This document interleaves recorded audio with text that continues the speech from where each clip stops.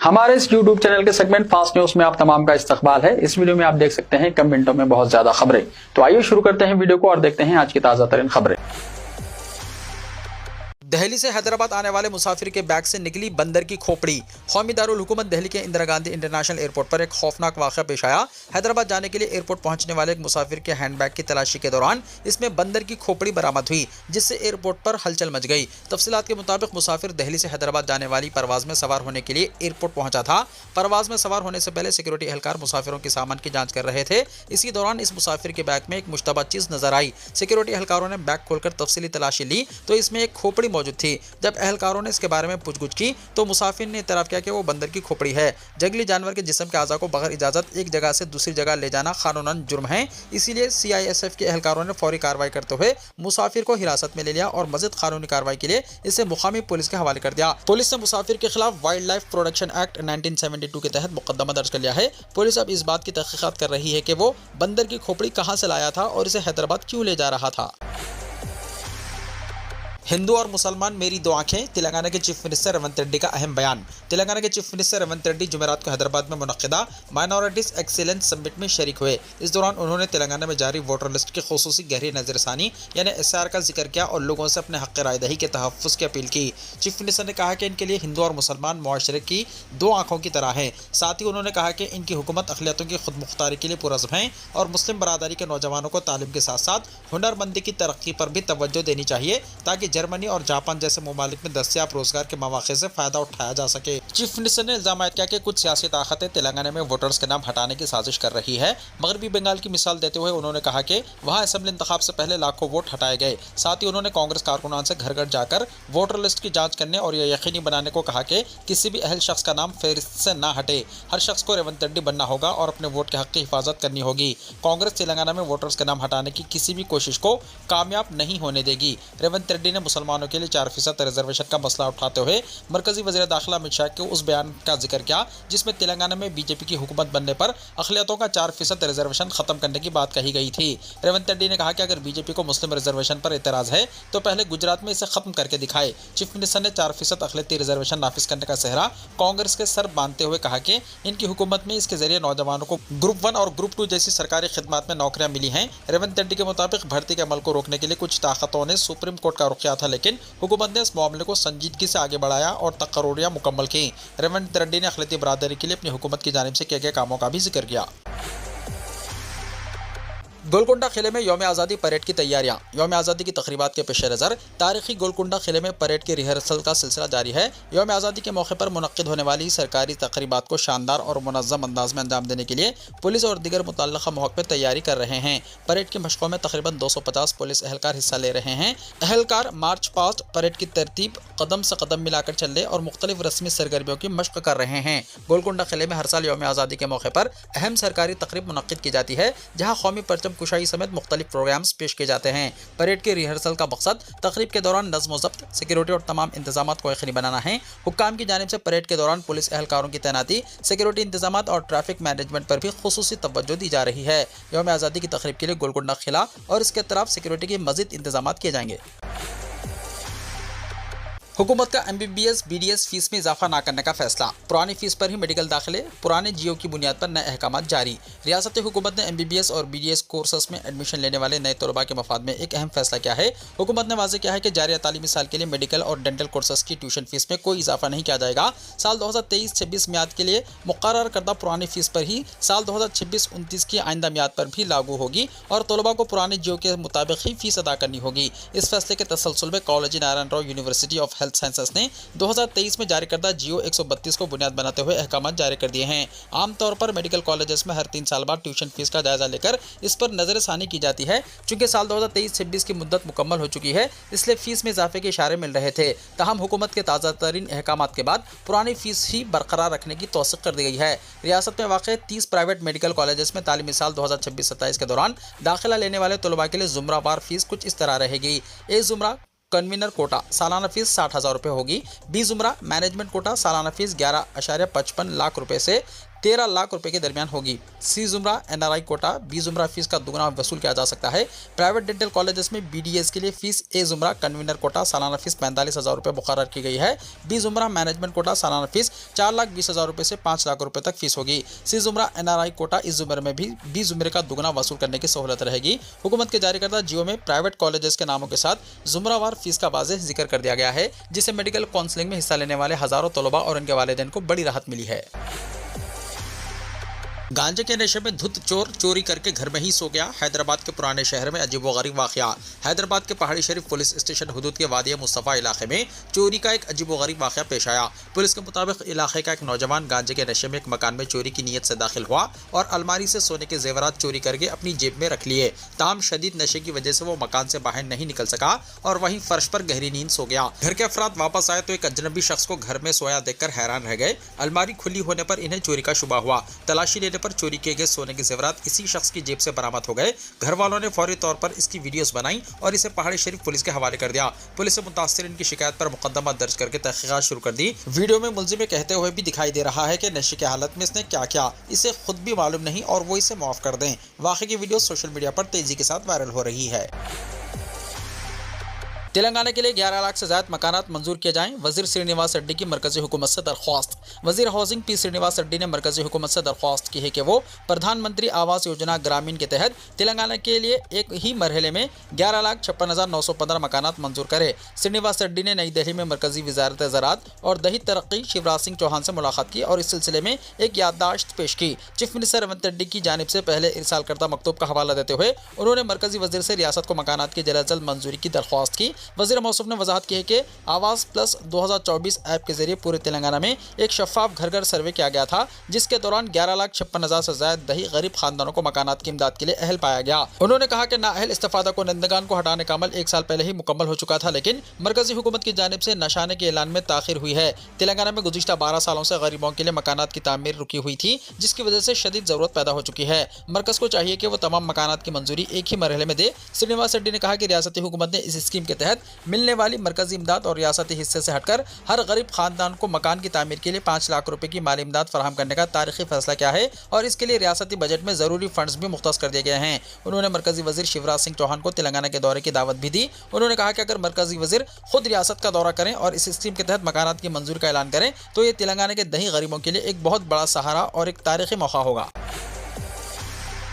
शादी मुबारक और कल्याण लक्ष्मी स्कीमों पर तेलंगाना हाईकोर्ट ने लगाई रोक। तेलंगाना हाईकोर्ट ने कल्याण लक्ष्मी और शादी मुबारक स्कीमों पर हुक्म इल्तवा यानी स्टे जारी कर दिया है। वकील विजय गोपाल ने हाईकोर्ट में दरख्वास्त दायर करते हुए मौक़िफ़ इख्तियार किया है कि इन स्कीमों को किसी बाकायदा कानूनी मंजूरी के बगैर सिर्फ सरकारी अहकामात के जरिए नाफिज किया जा रहा है। इस मामले पर हाईकोर्ट ने पहले भी समाअत की थी। विजय गोपाल ने अदालत में दलील दी कि कानून साज असम्बली में करारदाद या मंजूरी के बगैर शुरू की गई स्कीमें कानूनी तौर पर काबिल कबूल नहीं है। गुज़िश्ता समाअत के दौरान हाईकोर्ट ने रियासती हुकूमत को इस मामले पर अपना जवाबी हलफनामा दाखिल करने की हिदायत दी थी। ताहम विजय गोपाल ने अदालत की तवज्जो इस जानिब दिलाई के 4 हफ्ते गुजरने के बावजूद हुकूमत ने अपना जवाब दाखिल नहीं किया। इस पस मंजर में हाईकोर्ट ने दोनों स्कीमों पर हुक्म इम्तना जारी करते हुए मामले की अगली समाअत 4 हफ्तों के लिए मुलतवी कर दी। आपका SIR फॉर्म मुस्तरद हो गया, इलेक्शन कमीशन के नाम से फर्जी मैसेज। तेलंगाना के चीफ इलेक्टोरल ऑफिसर के इल्म में आया है कि साइबर जराम पेश अफराद इलेक्शन कमीशन ऑफ इंडिया के नाम का इस्तेमाल करते हुए वोटरों को धोखा देने की कोशिश कर रहे हैं। हुक्काम के मुताबिक कई अफराद को ऐसे नकली पैगामात मौसूल हो रहे हैं जिनमें कहा जा रहा है कि वोटर शनाख्ती कार्ड और एनुमरेशन फॉर्म में दर्ज मालूमात आपस में मुताबिकत नहीं रखते, इसलिए इनके फॉर्म मुस्तरद कर दिए गए हैं। इन पैगामात में एक मखसूस नंबर पर कॉल करने या व्हाट्सएप के जरिए भेजे गए लिंक को खोलने की हिदायत की जा रही है। इसके बाद नेट बैंकिंग या क्रेडिट या डेबिट कार्ड के जरिए 5 रुपये अदा करके फॉर्म दोबारा भरने को कहा जाता है। हुक्काम ने बताया कि इस अमल के जरिए साइबर मुजरिम बैंकिंग लॉगिन की तफसीलात, पासवर्ड, कार्ड का CVV नंबर और ATM पिन जैसी इंतहाई खुफिया मालूमात हासिल करके माली फ्रॉड कर रहे हैं। चीफ इलेक्टोरल ऑफिसर के दफ्तर ने वाज़ेह किया है कि इलेक्शन कमीशन ऑफ इंडिया या तेलंगाना चीफ इलेक्टोरल ऑफिसर का दफ्तर इस तरह के पैगामात या लिंक्स के जरिए किसी किस्म की फीस वसूल नहीं करता और ना ही ज़ाती बैंकिंग मालूमात तलब करता है।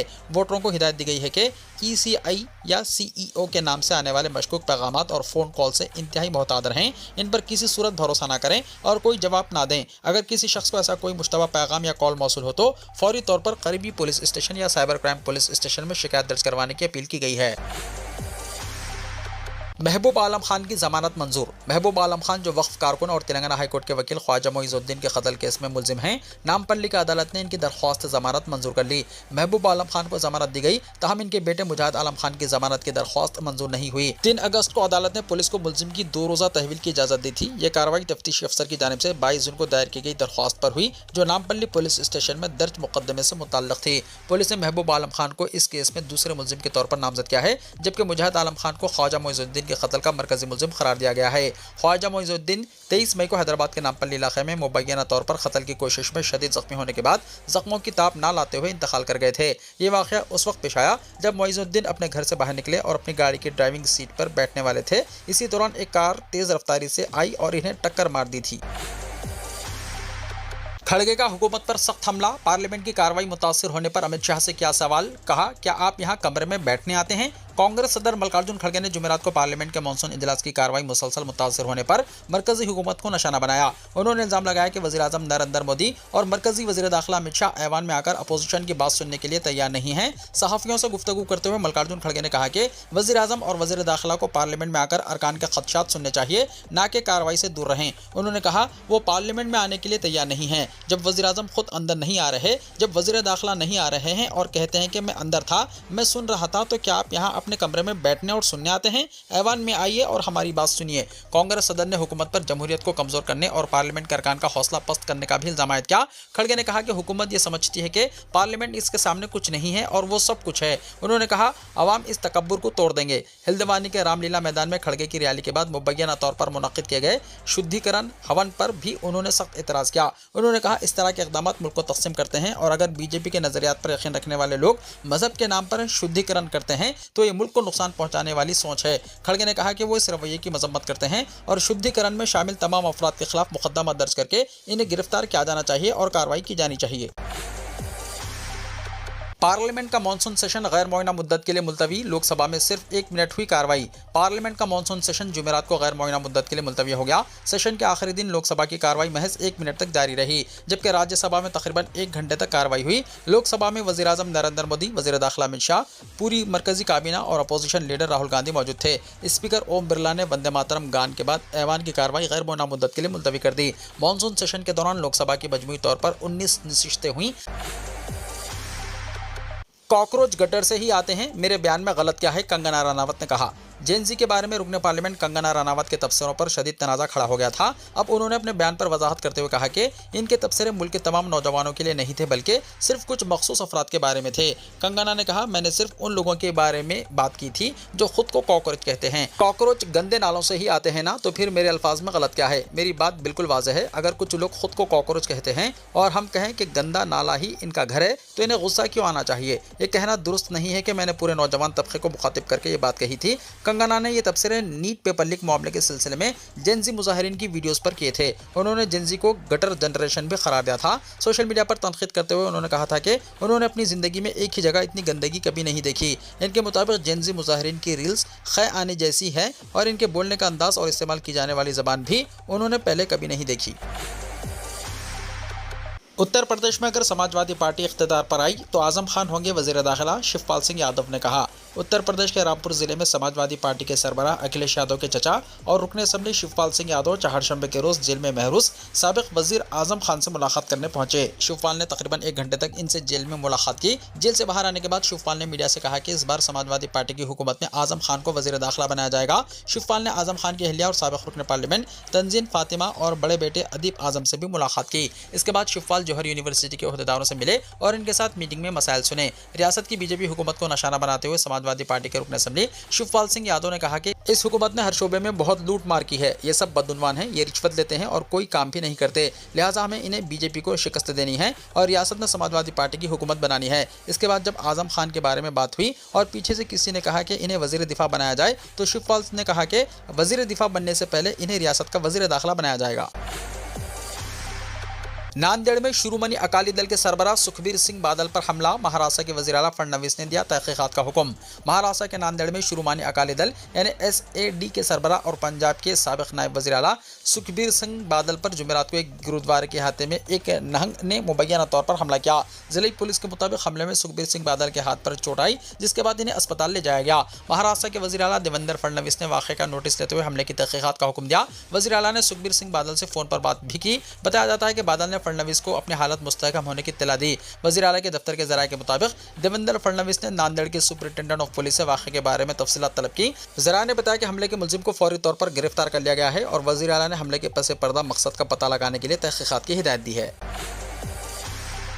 मुल्क भर में मुनहदम हो सकती हैं करोड़ों इमारतें, कहीं आपके मकान पर तो नहीं चलेगा बुलडोजर, जानिए सुप्रीम कोर्ट का हुक्म। मुल्क भर के रिहायशी इलाकों में घरों और जायदादों का कवायद के खिलाफ तिजारती इस्तेमाल अब नज़रअंदाज नहीं किया जाएगा। सुप्रीम कोर्ट ने बल्दियाती इदारों और तरक्याती अथॉरिटीज़ को क़वानीन की खिलाफ वर्जी करने वाली जायदादों की निशानदही करके कार्रवाई करने की हिदायत दी है। इसके बाद दिल्ली, पटना और लखनऊ समेत कई शहरों में जाँच और सर्वे का अमल तेज़ होने का इम्कान है। जस्टिस एहसानुद्दीन अमानुल्लाह और जस्टिस R महादेवन की बेंच ने कहा कि इमारतों की तामीर और इनके इस्तेमाल से मुतल्लिक़ क़वानीन को नज़रअंदाज करने का बराह रास्त असर लोगों की सलामती पर पड़ सकता है। समाअत के दौरान अदालत ने दिल्ली के एक होटल और लखनऊ के कोचिंग सेंटर में पेश आने वाले आतिशदगी के वाक़यात का भी हवाला दिया। अदालत ने वाज़ेह किया कि इमारतों की हिफाजत यकीनी बनाना और क़वानीन पर अमल कराना मुतल्लिक़ा हुक्काम की जिम्मेदारी है। 15 अगस्त को लाल किले के आसपास सुबह 4 बजे से 10 बजे तक ट्रैफिक बंद। दिल्ली पुलिस ने एडवाइजरी जारी कर दी। यौम आज़ादी की तक़रीब के पेश नज़र दिल्ली ट्रैफिक पुलिस ने दारुल हुकूमत में तफसीली ट्रैफिक एडवाइजरी जारी की है।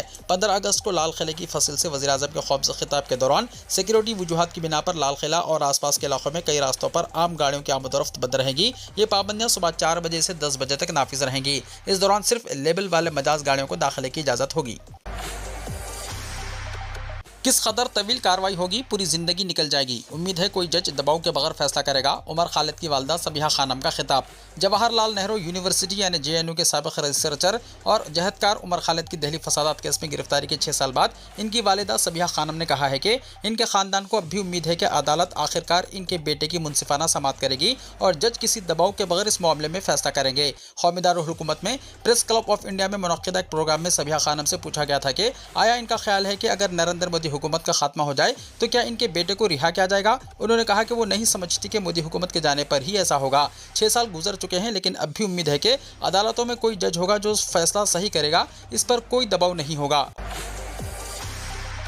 इमरान खान हयात हैं, पाकिस्तानी फौज ने कहा। जेल में इंतकाल से मुतल्लिक़ सहाफ़ी का दावा मुस्तरद। पाकिस्तानी फौज ने उन इत्तलात को मुस्तरद कर दिया है कि साबिक़ वज़ीर आज़म इमरान खान तहवील में फौत हो गए हैं। पाकिस्तानी फौज के तर्जुमान ने एक सहाफ़ी की जानिब से जारी करदा बयान को मुस्तरद कर दिया और इसे झूठ करार दिया। क़ब्ल अज़ी पाकिस्तान के एक मशहूर सहाफ़ी ने दावा किया है कि साबिक़ वज़ीर आज़म इमरान खान जेल में इंतकाल कर गए हैं। तहरीक इंसाफ पार्टी के लीडर और साबिक़ वज़ीर आज़म 3 साल से जेल में हैं। इमरान खान के अरकान ख़ानदान ने कहा है कि इन्हें राब्ते की इजाज़त नहीं दी जा रही है। अमेरिका में रहने वाले पाकिस्तानी सहाफ़ी वजाहत सईद खान ने एक इंटरव्यू में दावा किया है कि 3 सीनियर फौजी ओहदेदारों ने बताया कि इमरान खान अब हमारे दरमियान नहीं हैं। इमरान खान 2023 से रावलपिंडी की उडियाला जेल में कैद हैं और इनके खिलाफ कई केसेस हैं। 11 अगस्त को इमरान खान के अरकान ख़ानदान और पार्टी कायदीन ने दावा किया था कि इन्हें साबिक़ वज़ीर आज़म से मिलने नहीं दिया जा रहा है, जिसके बाद से इस तरह के ख्यास आरायों में तेज़ी आई है। सूबे खैबर पख्तूनख्वा के चीफ मिनिस्टर और तहरीक इंसाफ पार्टी के लीडर सोहेल आफरीदी ने दावा किया है कि 2 मिलियन से ज़्यादा अफराद सड़कों पर उतरने के लिए तैयार हैं। उन्होंने कहा कि पाकिस्तानी नौजवानों के गुस्से पर काबू पाना नामुमकिन हो जाएगा। आफरीदी ने कहा कि हम इमरान खान की सेहत पर सियासत नहीं कर रहे हैं। तहरीक इंसाफ पार्टी ने इस्लामाबाद के लिए लॉन्ग मार्च का ऐलान किया है, जिसे 27 सितंबर को निकाला जाएगा। इस दौरान अमेरिका के 3 अरकान कांग्रेस ने भी सेक्रेटरी ऑफ मार्को रूबियो को खत लिखते हुए कहा कि वो इस्लामाबाद के साथ इमरान खान और इनकी बीवी बुशरा बीबी की हिरासत का मसला उठाएं। इमरान खान को कई मुकदमात का सामना है, जिनमें तोशाखाना केस और आर्मी हेडक्वार्टर्स पर हमले का केस शामिल है। हाल ही में इमरान खान की आंख की सर्जरी हुई थी। बाज़ इत्तलात में कहा गया था कि इनकी सीधी आंख की बीनाई मुतासिर हो रही है। कई आलमी शख्सियात बशुमुल साबिक़ क्रिकेटर्स ने इमरान खान की रिहाई का मुतालबा किया है। वीडियो को लाइक शेयर कीजिए और हमारे इस YouTube चैनल को सब्सक्राइब करते हुए इसके बेल आइकॉन को प्रेस कर लीजिए ताकि ऐसी ही ताज़ा तरीन खबरों का नोटिफिकेशन सबसे पहले आपको मिलता रहे।